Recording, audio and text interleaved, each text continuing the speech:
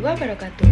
Halo teman-teman semuanya, hari ini kita akan belajar tentang hidrosfer, siklus air di dalam bumi. Sebelum itu, saya Fatimah Zahro dari Universitas Negeri Surabaya akan menjelaskan materi mengenai hidrosfer. Jadi, apa sih hidrosfer itu? Hidrosfer berasal dari kata hidro yang berarti air dan sphaira yang berarti lapisan atau selubung. Secara umum, hidrosfer diartikan sebagai seluruh lapisan air yang menyelimuti permukaan bumi.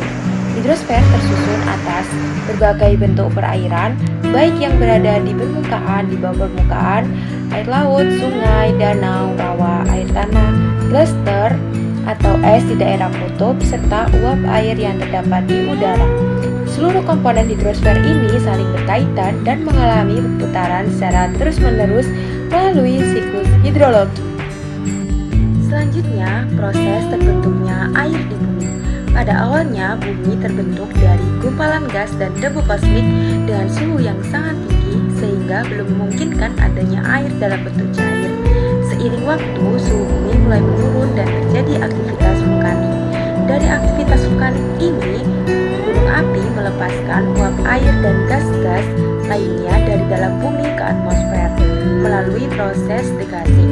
Uap air tersebut kemudian mengalami pendinginan, pengembunan, dan turun ke permukaan bumi dalam bentuk hujan.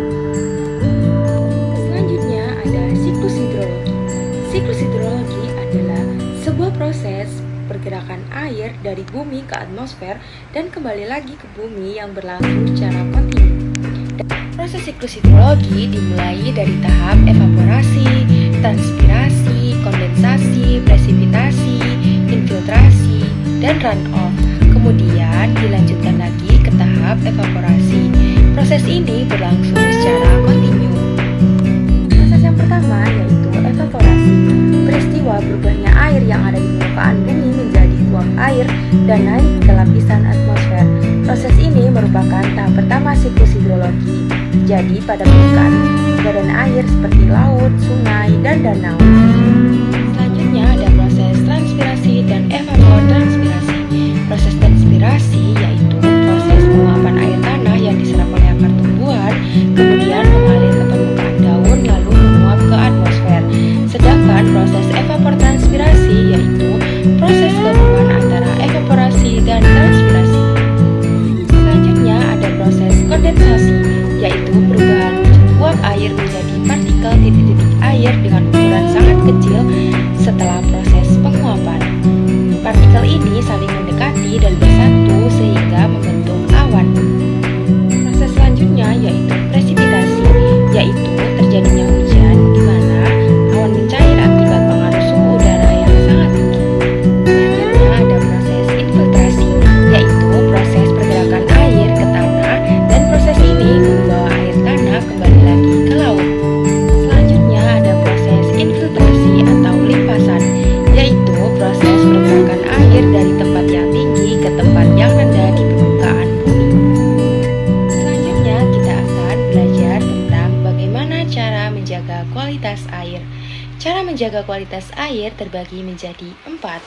Yang pertama, menjaga ekosistem perairan. Yang kedua, menghemat penggunaan air. Yang ketiga, pengelolaan polusi. Yang keempat, mencegah pencemaran air. Selanjutnya, tahu nggak sih kalian, aktivitas manusia juga bisa mengganggu siklus hidrologi. Contoh aktivitas manusia yaitu ada pencemaran air, penebangan hutan, pembangunan yang berlebihan, boros air, serta pencemaran udara. Oke, itulah merupakan penjelasan tentang siklus hidrosfer. Sekian, terima kasih sudah menonton video saya. Kurang lebihnya saya mohon maaf. Wassalamualaikum warahmatullahi wabarakatuh.